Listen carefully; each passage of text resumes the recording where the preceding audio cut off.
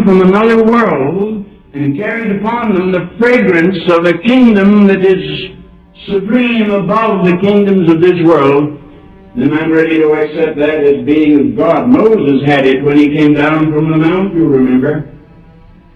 He had been with God 40 days and 40 nights there in the wilderness. And as the colored preacher said in that sing-song oratory that they loved, he said, Moses went to nobody knows where Moses had gone. And Moses was away 40 days and 40 nights, and nobody knew where Moses was. And Moses came back, and then everybody knew where Moses had been. Now that's what I mean. He had been on the mountain, and nobody knew where he was. But when he came back, everybody knew where he had been. He came down with this heat lightning came over his countenance. This strange something that you couldn't pin down or identify, but it was there. And that mysterious quality there is all that forsaken the earth in our day. The philosopher I refer to, the theologian had to invent a term for it. He called it the luminous. And that word luminous has now gotten into all books. But he invented it to mean that overplus of something that is more than righteous, but is righteous in a fearful, awe-inspiring, wondrous, heavenly sense, and glowing with a mysterious fire.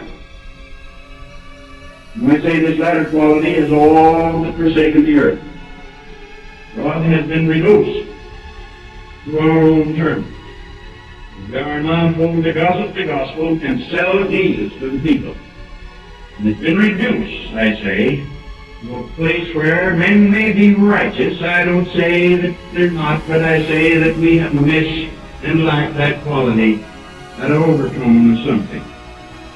Now, this mysterious fire was in the bush, you remember. Fire doesn't frighten people. Small fire doesn't frighten people. It's only when it gets out of control and your loved ones or other humans are there that it becomes a portentous and fearful thing. Fire is not one afraid of fire. And yet here was a man who knelt beside a bush where a small fire burned and hid his face, for he was afraid. There was that quality that was mysterious.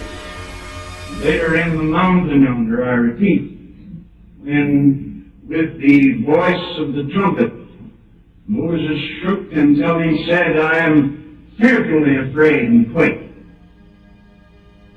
And then that Shekinah that was over Israel. All the figures in the Bible, and this is more than a figure, it's a symbol. Of all the symbols in the Bible, I know none. No other. That is so satisfying, so deeply satisfying as the symbol of the Shekinah. I use it often and often refer to it in my preaching and praying because it to me sums up wonderfully this holiness of God present. There was that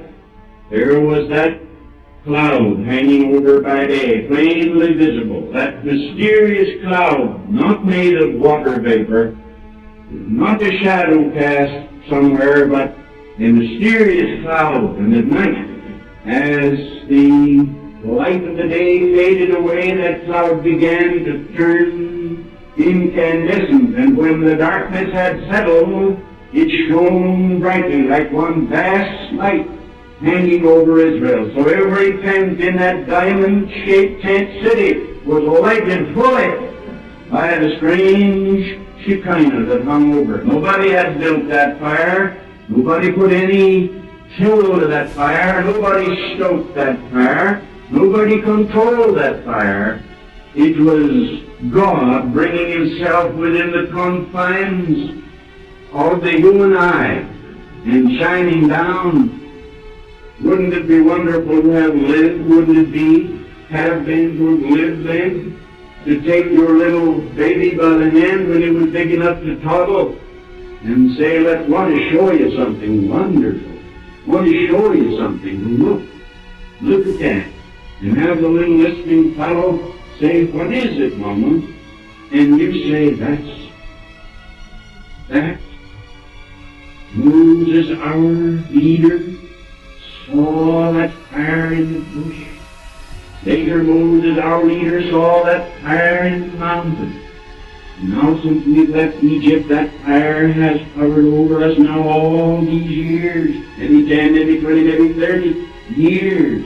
That fire is there. But how do you know there's a God, Mama? There's the fire. There's that mysterious overplus from another world that has no connotation of morality particularly. That's all taken for granted.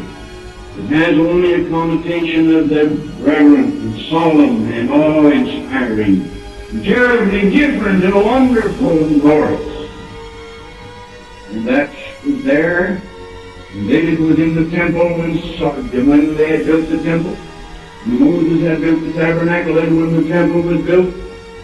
And then when the fire came down at Pentecost, it was that same fire again, and it sat upon each of them. And it rested down upon them with an invisible visibility. A visibility that was yet not exactly visible, and certainly would never have photographed if they didn't have cameras, but it was there. It was a sense of being in or surrounded by this luminous, this whole element. And so strong was it that in Jerusalem the Christians went on Solomon's porch, and the people stood off from them as wolves, they say, stand off from a bright campfire, and looked on, and it said they durst not join themselves to them. Why? Had there been any prohibition? Was any man standing there with a sword saying, "Don't come near"? No. They were praying people, humble, harmless, undefiled, clean, and completely harmless as far as the crowd was concerned, but the crowd couldn't count. They didn't rush in and trample the place down. They stood away from Solomon's porch because there was a holy quality there they couldn't come up to. And when Paul was explaining the mysterious fullness of the Holy Ghost in the book of Corinthians, he said, some of you, when you meet together, you obey God and God speaks.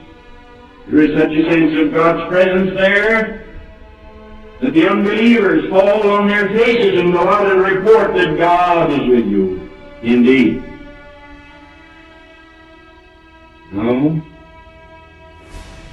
that emanates from God. As all holiness emanates from God.